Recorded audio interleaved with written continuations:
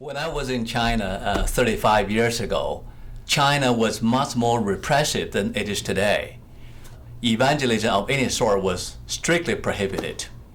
One day, when I was working as a tour guide, I noticed an older American lady walk towards me very quickly and then flashed a little 3x5 car right in front of my eye. It written in Chinese, "Do you know Jesus Christ? Do you want to be born again?"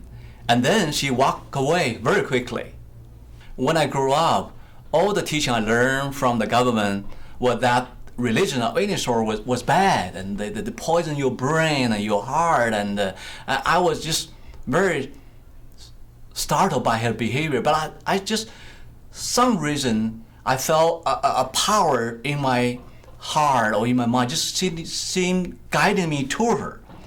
So I just ran after her and I tapped on her shoulder. I said, "Hey, I want to know something about this Jesus Christ, about born again." And she was startled.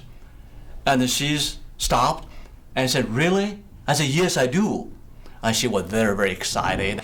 Just at the end of the conversation, I just felt the power of the Holy Spirit. And my mind and heart was open. I say, "I want to be a Christian."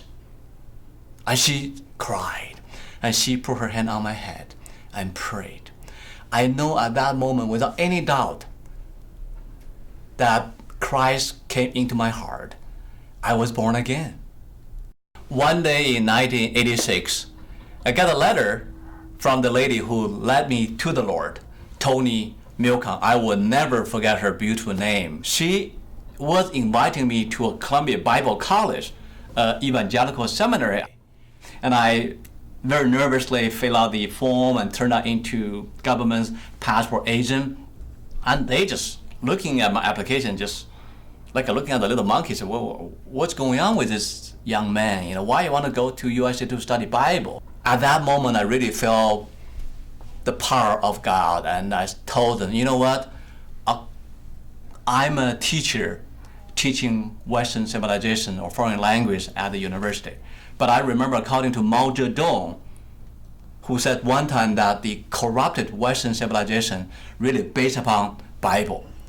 I really want to know more about this foundation so that I can be a better teacher for the college and for the government." And they said, "Did Mao Zedong really say that?" I said, "You can check it out." Of course, they had no time to check it out, and the only thing they did, they signed the paper, they issued the passport to me.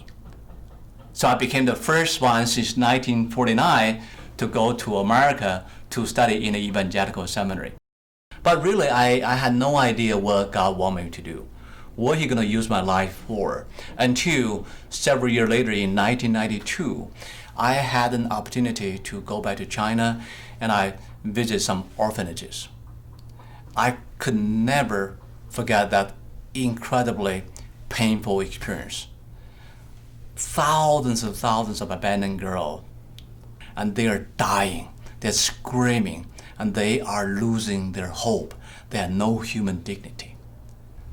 I just felt God calling loud and clear, and He wanted me to be the hand of Him to reach out to these abandoned children, to give them hope, to bring healing, and give them a forever family. My wife and I decided to start adoption agency right away. So on September 15, 1992, Chinese Children Adoption International, CCAI, was born in a tiny little basement of 200 square footage.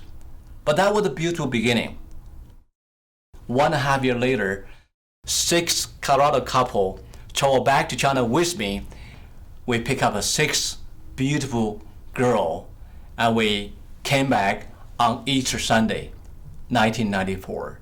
And later in 1998, CCAI became the largest China-focused agency in the USA. And as of today, with God's blessing, you know what? More than 11,800 children from China, Ukraine, Latvia, Bulgaria, Haiti find the forever family through CCAI. The pure worship that is pleasing to Him is to look after orphan and widow And that is very powerful message that I have been praying on a daily basis.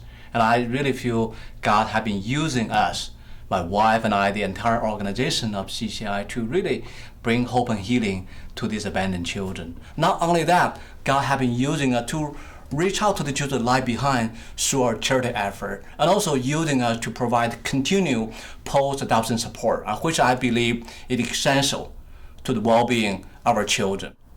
About 10 years ago, our family bring home our adopted daughter Anna from China, and it was an incredible experience.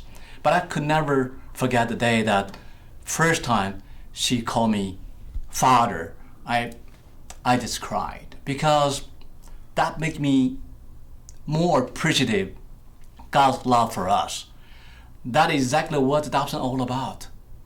Bring these children to God so that His will be fulfilled and His name will be glorified. So that's really why I'm here in adoption in the past 23 years, and I will continue to do that for many years as long as God allows me.